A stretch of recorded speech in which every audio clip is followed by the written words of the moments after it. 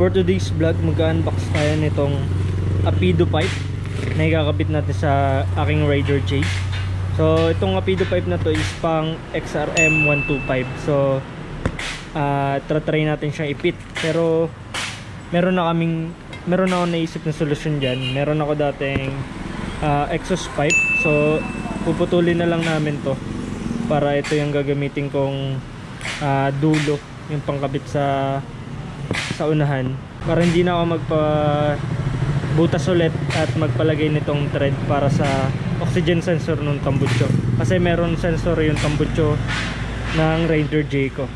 So yun mga pre, unbox na natin to. So yun mga pre, tingnan natin kung ano ba yung nasa loob nitong Apido, yung set na binili natin. So pang XRM to mga pre. Yan, ito yung elbow. So medyo parang okay din naman, kahit yan. So konti lang naman yung diferensya nila, pero ito yung gagamitin namin. Puputulin na lang siya dito. Yan. Tapos ito yung pinaka canister. Ito, yan. Ito yung pinaka pipe Apido. Yan. Lagay muna natin siya dito. Then tapos meron siyang kadugsong. Yan. Tapos yung mga gasket niya para dito. Yan. Dito ilalagay pag pandugsong dito. Tapos ito yung clamp. So tara, kabit na natin.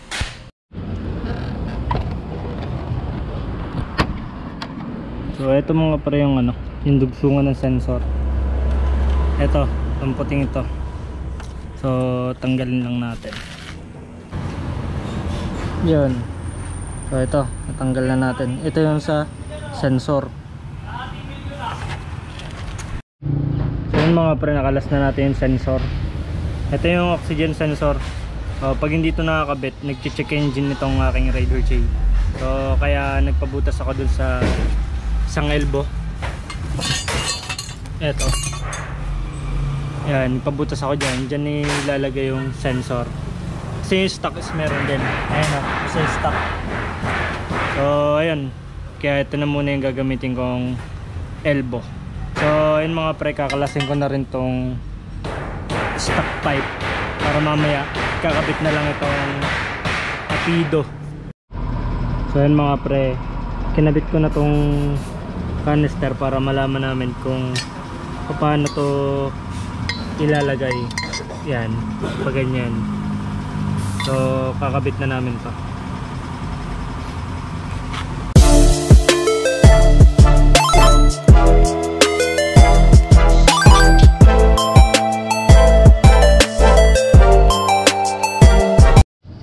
So yan mga pre, nakakabit na tong canister, and then idugsong ko na rin tong isang elbow nya.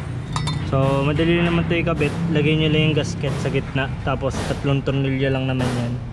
Yan, 3 tornilyo, and then yan. So elbow na lang yung kulang.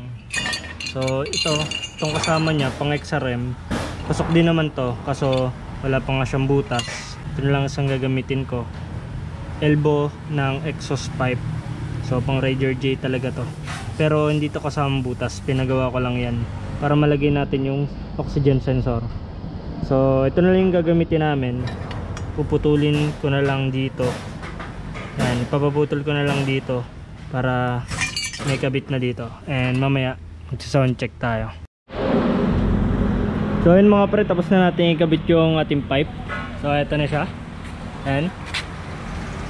Tapos ito yung dugsungan, ito yung elbow nung exhaust pipe. And dugsungan talaga yan dito. Tapos yan. Tapos bumili lang ako ng mahabang tornilyo kasi yung stock is hindi kasya.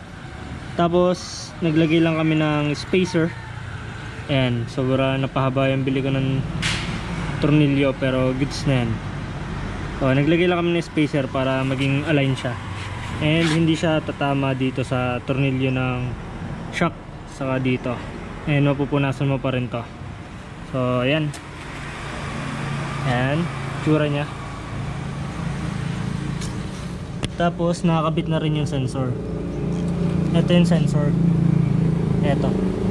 Yan, ito yung sensor. So, ayun, nakabit na natin and sound check na tayo.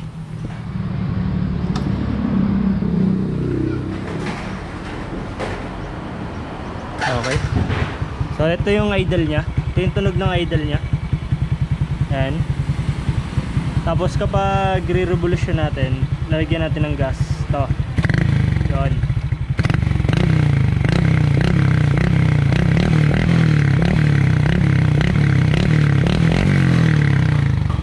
So, napaka-solid ng tunog.